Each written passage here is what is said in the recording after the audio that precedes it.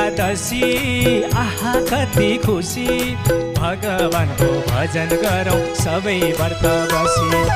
आज एकादशी आहा कति खुसी